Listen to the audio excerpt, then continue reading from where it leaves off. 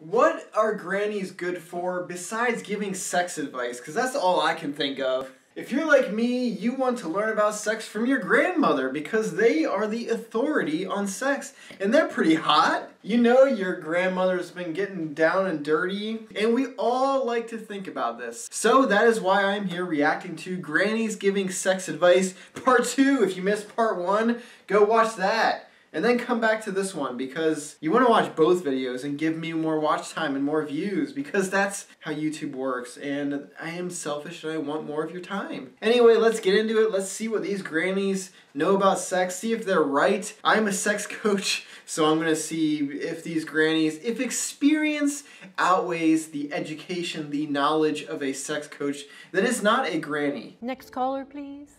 Because I live with my parents, the only time I can masturbate is in the shower. As a result, the only time I'm in the mood to touch myself is in that specific location. Any advice on how I can turn off or lessen the need to masturbate every time I'm in the shower?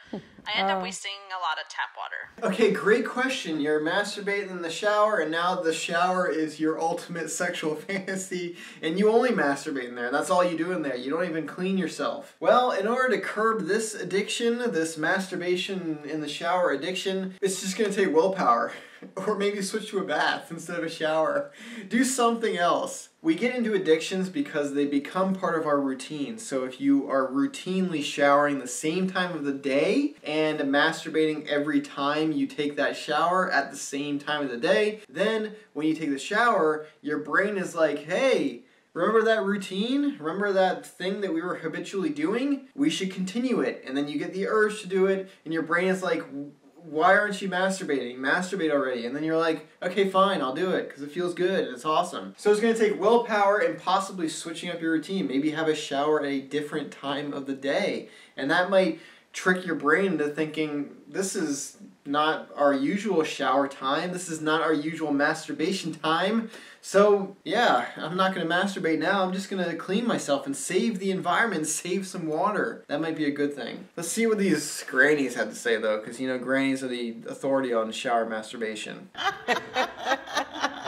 Well, I've never heard that before, so that's a new one for me. I feel like in the shower it's dangerous. I like the shower. I mean, you could get caught up in pleasuring yourself and then all of a sudden you slip and fall and it's over. Serious, that's some serious shit. You must have some really good orgasms, Sandra. That's right, because your mind ain't there. Your mind is with what you're doing, you know. Well, come out the shower.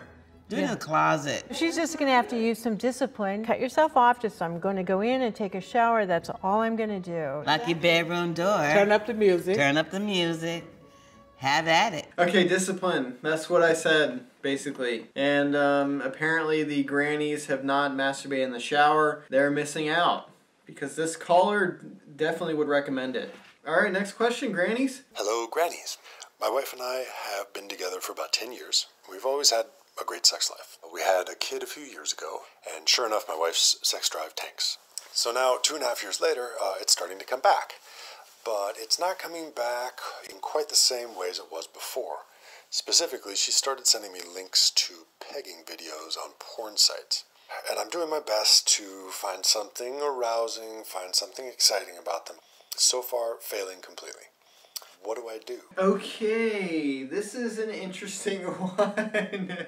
So first of all, this guy's got to talk to his wife and figure this out. Figure out what she thinks is attractive about it. It could just be the dominance type thing. She wants to control the interaction.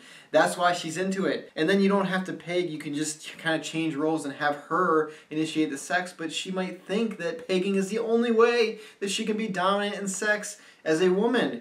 So you just gotta discuss this stuff and see what is arousing to her.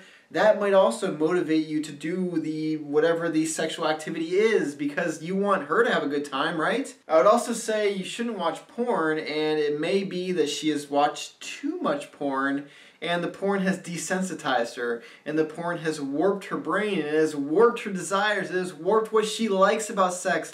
It's completely changed what she fantasizes about, what turns her on. And so I would say cut out the porn. I would say block her phone, just destroy her phone, lock her in a room so that she can't access the computer or the internet at all.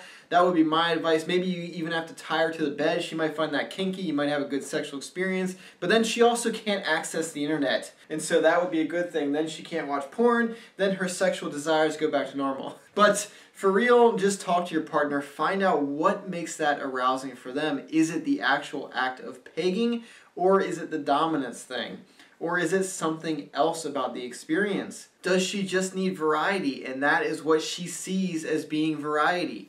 You just need to discuss this. It's going to be contextually based. The wrong person to ask this question are these three grannies. The right person to ask this question would be me, obviously, the sex expert, or better yet, your partner. And that's what happens most of the time when people come in, they ask questions, they want to know what to do in these certain situations, and the best thing that you can do is just discuss it, parse these things out, get to the bottom of it, work as adults. Sexual problems shouldn't be treated any differently than any other relationship problems. You usually discuss your finances, right? You should discuss your sex the same way you do that. If you're not discussing your finances either, then something is deeply wrong. But, you know, I haven't been around as long as the grannies, so let's see what the grannies have to say about this. I missed what kind of porn video. I couldn't hear it. Yeah, couldn't hear. Oh, let me play it louder. She started sending me links to pegging videos on porn sites. Ooh, petty as in feet, or I think pedophile? pegging. Pegging. Pegging. I don't know anything about pegging. Would it be just an instrument that you're going to be using? Peg leg? I don't know this one. Yeah, we might have to get our Google out. The grannies are at a loss here. You know, I guess pegging is a relatively new thing. See, so how are they going to give good input on this if they've never even heard of it? I don't know. Let's see. Hey Google, what is pegging? According to Wikipedia, pegging is a sexual practice in which a woman performs anal sex on a man by penetrating his anus with a strap-on dildo. Oh, okay. Okay. Wow, man. Good for her. In my personal experience as a woman doing that, it just felt good to be the one that was in charge. Explain your experience. I want to know. It was a time in my life, in my 40s. I was with a partner that was very bohemian and open-minded, and he introduced it, but it was a good thing. It was fun. It could be quite pleasurable for him. That's an area he hasn't maybe explored. I hope he kind of goes for it. It's empowering. I personally like to have my behind touched. Put your finger in there. Mm-hmm. I like that. It's an arousing feeling to me. I feel like he might want to experience on a slower level before you go with the strap and then get down and get jiggy with it, you know. Can I get the prostate massager?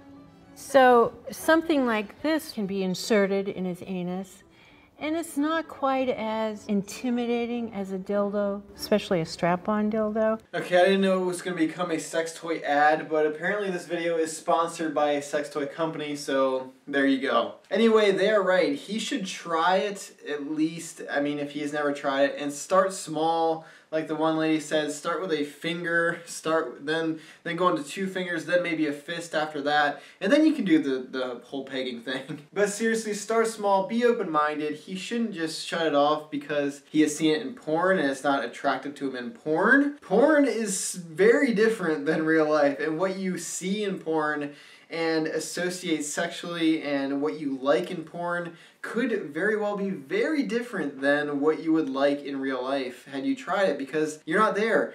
You are getting sexual pleasure from the voyeuristic aspect of the sexual encounter when you watch porn. Whereas when you are actually having sex, that's your own personal experience. It's very different than just watching people have sex. So you do have to be open-minded, but I mean, if he is not into it, it could be the thing that one lady said, that was what I said, where it could be something more about control or dominance, and that is what the woman would like to express in the sexual experience, rather than just the whole pegging thing. It could just be that dominance and control thing.